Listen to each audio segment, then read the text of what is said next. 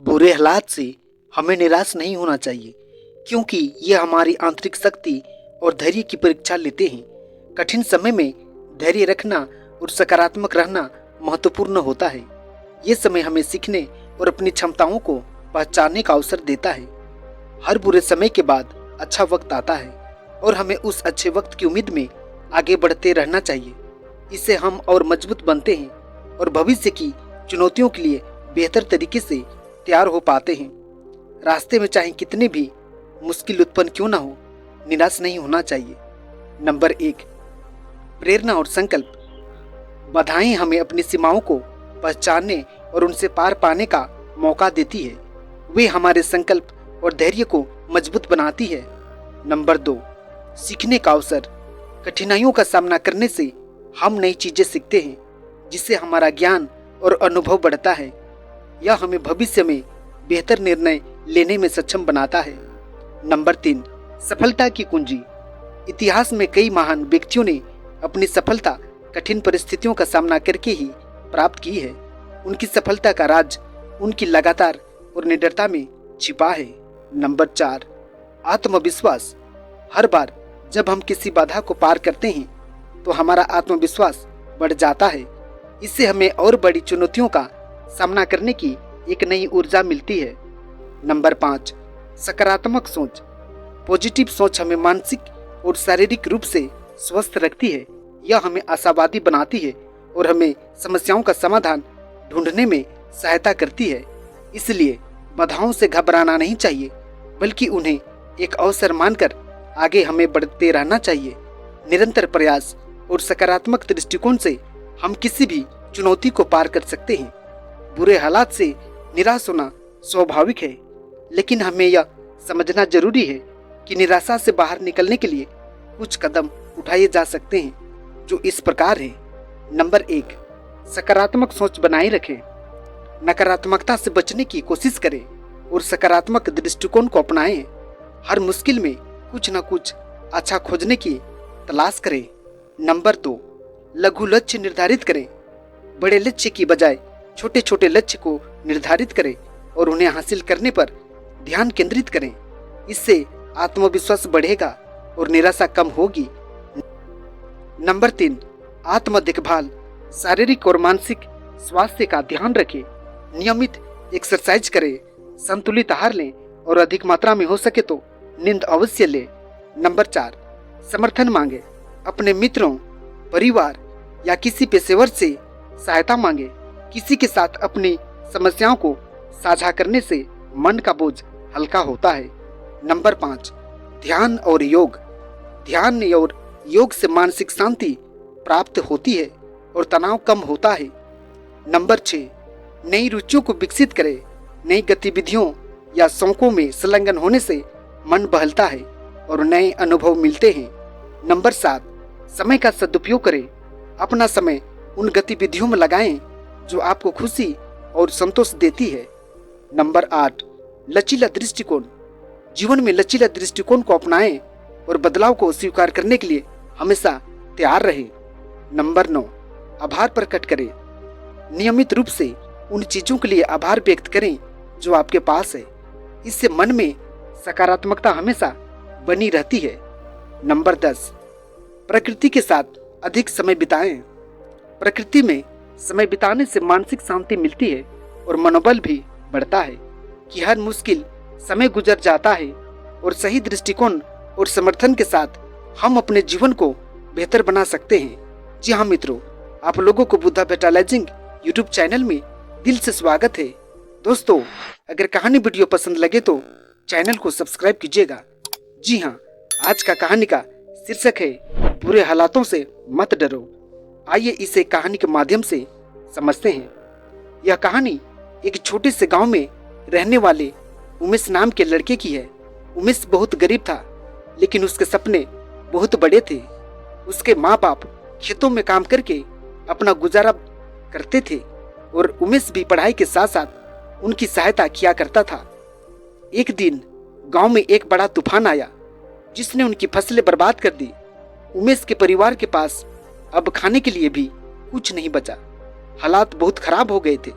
उमेश के माँ बाप बहुत दुखी थे और सोच रहे थे कि अब क्या करेंगे। उमेश ने अपने माता पिता से कहा, माँ पिताजी, हम हालातों से हार नहीं मान सकते, हमें मेहनत और हिम्मत से काम लेना होगा। मैं शहर जाकर काम करूंगा और पढ़ाई भी करूंगा। हम इस संकट से जरूर बाहर निकलेंगे। उमेश के माता पिता ने उसे आशीर्वाद दिया और उमेश शहर की ओर चल पड़ा। शहर में उमेश ने कई छोटे मोटे काम किए, लेकिन उसने अपनी पढ़ाई को जारी रखी।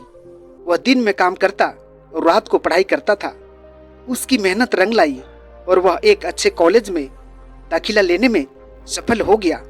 कई सालों की कड़ी मेहनत के बाद उमेश ने अपनी पढ़ाई पूरी की और एक बड़ी कंपनी में अच्छी नौकरी पा ली। उसने अपने माता पिता को शहर बुला लिया और उनके लिए एक सुंदर सा घर बनवाया। अब उनका परिवार खुशहाल था। उमेश ने अपने जीवन से यह सीखा कि बुरे हालात से डरना नहीं चाहिए, बल्कि अपने साहस और मेहनत से उनका सामना करना चाहिए। मुश्किलें जीवन का हिस्सा है, लेकिन हमें उनसे हार नहीं माननी चाहिए। उमेश की यह कहानी से हमें यह प्रेरणा मिलती है, अगर हमारे पास हिम्मत है और मेहनत करने की इच्छा है तो हम किसी भी कठिनाई को आसानी से पार कर सकते हैं। जी हाँ मित्रों, बुरे हालात से निपटने और उन्हें सुधारने के लिए कुछ प्रभावी रणनीतियों को अपनाई जा सकती है। जी हाँ, नंबर 1, स्थिति का मूल्यांकन करें। सबसे पहले अपनी स्थिति का ईमानदारी से मूल्यांकन करें। समझे कि समस्या क्या है और इसका मूल कारण क्या है। यह आपको स्पष्टता देगा और समाधान की दिशा में कदम उठाने में आपकी मदद करेगा। नंबर 2, योजना बनाएं। एक ठोस योजना बनाएं कि आप कैसे इन बुरे हालात से बाहर निकल सकते हैं। छोटे छोटे लक्ष्य निर्धारित करें जो आपको अपने बड़े लक्ष्य की ओर ले जाएंगे।